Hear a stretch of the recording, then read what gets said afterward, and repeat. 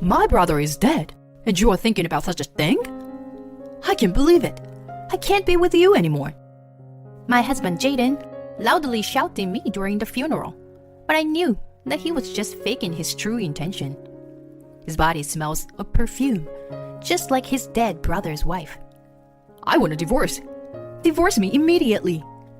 Okay, let's get a divorce then. My husband was stunned for a minute. When I accepted the divorce easily, but gradually he began to grin. He probably thinks he can be happy with his dead brother's wife, now that he's divorced from me. That's not that easy. I whispered to myself so that no one could hear me. My name is Stella. I live with my husband Jaden and my mother-in-law. My parents already passed away and I have no siblings. My mother-in-law warmly welcomed me as if I were her daughter. I was so happy to have a family because I had been alone and depressed with no one to rely on. I love my mother-in-law and appreciate her very much. My husband had a younger brother, Bobby. Bobby is married to a young woman, and they live near my parents-in-law's house. When I joined the family, Bobby welcomed me with open arms and had the same kindness that my mother-in-law had. We live close to each other, so my brother-in-law's family and our family sometimes travel together. I was very happy with my new family, but those happy days were coming to an end. One day, my brother-in-law Bobby was rushed to the emergency room. I left work and was rushed to the hospital. In the hospital room, my mother-in-law was crying. I sat by her side and asked about his condition. He seemed to have passed the critical stage, but the doctor told us that it was still too early to tell.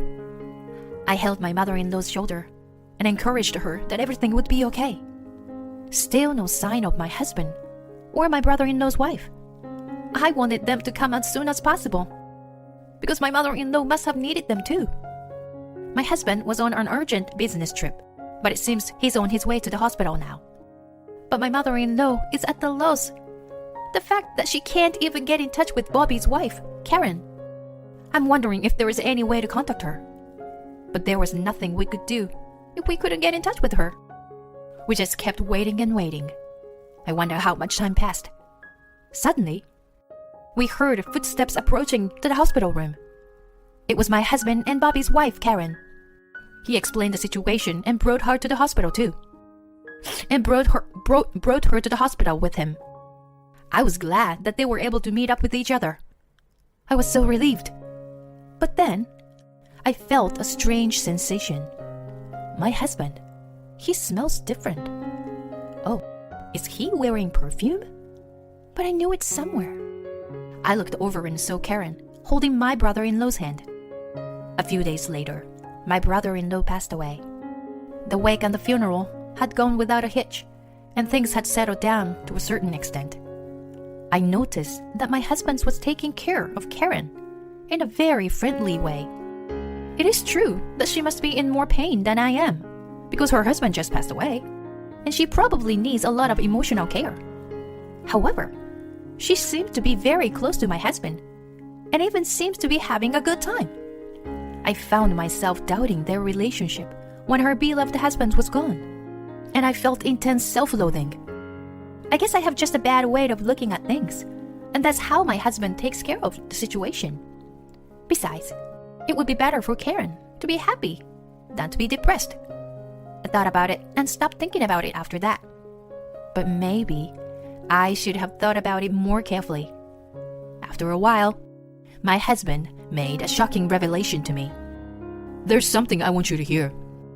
I was folding laundry at the time when my husband said that. I stopped and faced him because he was talking to me with such a serious look in his eyes. I've been missing something ever since my brother passed away. It's a wound that won't go away. Even when I'm with you, it wouldn't heal. I was shocked, to be honest. I thought I was taking care of my husband in my own way. I was trying to do for him what my mother-in-law did for me. But that didn't seem to be enough. It hadn't been that long since my brother-in-law passed away. I was trying not to show that I was upset, nodding and listening to the rest of the story. But I've met someone who makes up for that. Yes, you see? It's Karen, Bobby's wife. She, too, said losing her husband and left a hole in her heart. I think there are some things that can be filled only by those who have lost someone they love. The wind has changed. I have a bad feeling. I try to deny in my heart that it couldn't be true, but to no avail. The love of my life was my brother's wife, Karen. Please, divorce me. My head was spinning. What the hell is he talking about? At that moment, I remembered what had happened at the hospital. My husband was on a business trip, and Karen was out of touch. They showed up at the hospital together, smelling the same perfume. Karen is my destiny. I know that now. We just met in the wrong order. That's why he was so obsessed with her. You've been planning to do it for a long time, haven't you? That's what I found myself saying. What do you mean? Are you saying I've been having an affair for a while? I came back to myself in surprise at my husband's fury. I explained to him how I had thought that, even though it had come out of my mouth unconsciously. But the more I told him about the perfume and how friendly he was taking care of her, the more I said, the more I was laying out the allegations of infidelity. My husband felt attacked and his mood soared. He showed his displeasure and made it clear to me. We're still grieving, and you're talking about such a thing? I can't believe it. I can't be with you anymore. And my husband left. The sight of my husband's back as he left, and the fact that he told me that I was not his life partner. The accident and the shock hit me at the same time, and all I could do was cry. It was so painful that I felt like I had to do something, or else I wouldn't be able to handle it. I picked up my brother-in-law's belongings. Bobby was into taking photos and kept a neat album of his photos. I opened it to see a picture of us on a trip together.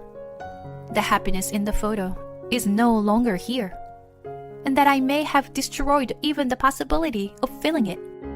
All I can feel is sadness. As I flip through the album and look at the various photos, something slips through the cracks. It was an envelope. A few days later, my husband and I ended up divorcing. When my mother-in-law learned about my husband's story and his intention to divorce, she cried and apologized to me. I am so sorry for my stupid son. I know you will be happy, Stella. Even though we are separated from each other, you and I are still family. So if you ever need me, please call me immediately. My mother-in-law was always being good to me, and she has nothing to apologize for. Making such a kind person cry, I was sad than anything to leave my mother-in-law. I moved out of my parents-in-law's house and started living alone. I lived alone before I got married, but I am irresistibly lonely. However, such loneliness only lasted for a while. 2 months later, I got a call from my mother-in-law. Apparently, my ex-husband and Karen moved out on their own. Because of this, my mother-in-law had too much space in her house. She's thinking of getting rid of it and starting a life on her own. But she moves out. She won't have any friends in the neighborhood to rely on. She asked me if it was okay for her to move to a place close to me. Hearing my mother-in-law's voice, as she spoke with a sad smile on her face, I suggested that we move in together. At first, she was reluctant to do so, but I convinced her that I couldn't leave her alone. In the end, we bought an apartment and moved in together. Since we started living together, we became more like real mother and a daughter than ever before. These days went on for a while. I received a call from a number I didn't recognize, and it was her, Karen. I asked her what she wanted after all these years. How come the house is not there? And what's more, you've been adopted? I thought my heart would stop in surprise when she suddenly shouted in my ear. There is now another building in the place of my parents-in-law's house that my mother-in-law sold. Since she sold the land, it is not strange that there is a new building there. Also, the adoption was proposed by my mother-in-law when we decided to move in together. The exact opposite of when we suggested we move in together. And I was initially reluctant to ask her to go that far. But my mother-in-law said she wanted to be a real family, and I didn't mind. So I agreed. However, the fact that Karen complained about it made me think that she was also after Bobby's inheritance, which was inherited by my mother. Soon after my mother and I moved in together, it came up many times that Karen might have married my ex-husband for Bobby's money. And now that she had already inherited his fortune, but we managed to keep the rest.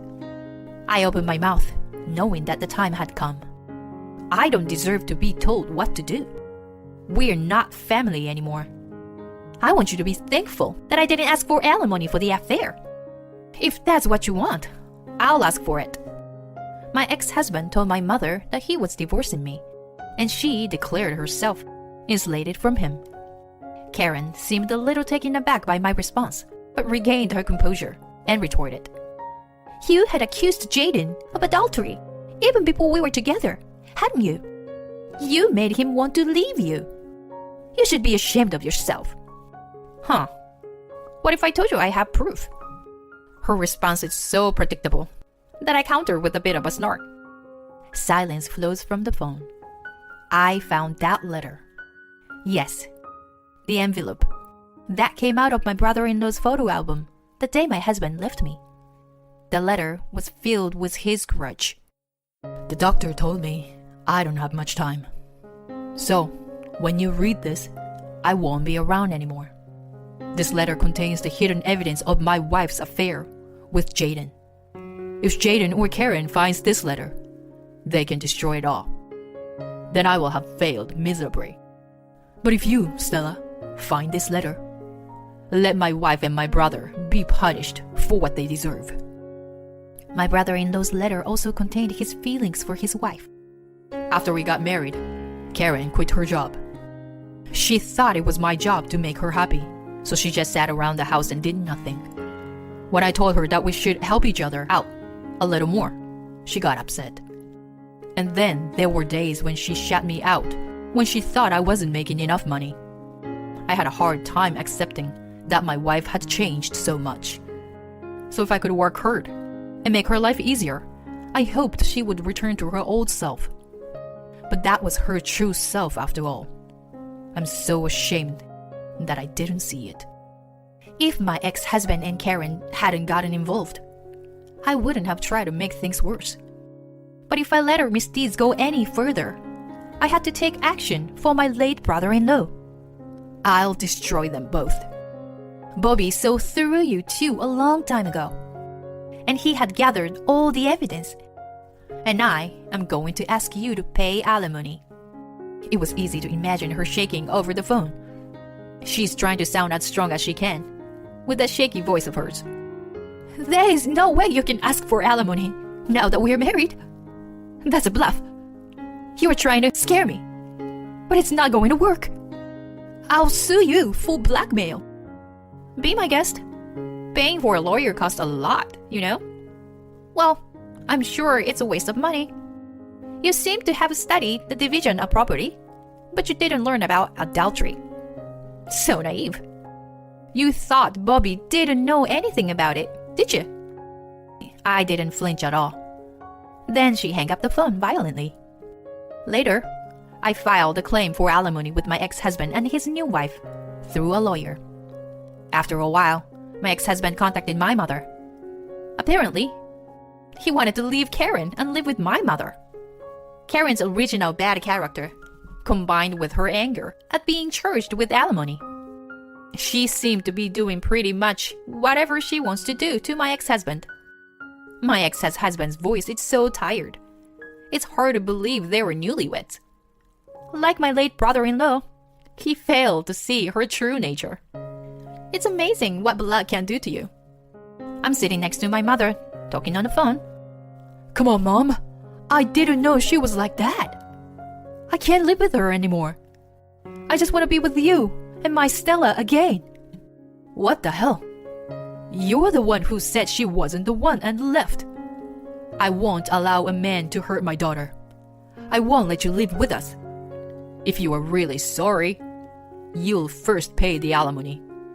If you do anything to me or Stella, I'll call the police. No, Mom. Please. I can hear the pathetic voice of my ex-husband on the phone. But he is, after all, my mother's own blood. She couldn't forgive him, so she gave him mercy. If you really can't pay the alimony, I'll pay it for you instead of a living will. In exchange, you must forego all inheritance after my death, and never to appear in front of us again. My ex-husband had no choice but to accept my mother's last act of mercy. We never heard from them again. My mother and I still spend time together. When we are happy, we rejoice together. And when we are sad, we comfort each other. And if we have a bad day, we've strengthened our bond enough to be able to clash with each other. Bobby, I've got your revenge. I still remember my brother-in-law. Although we are not related by blood, now I have a strong bond with my mother, and we will live happily together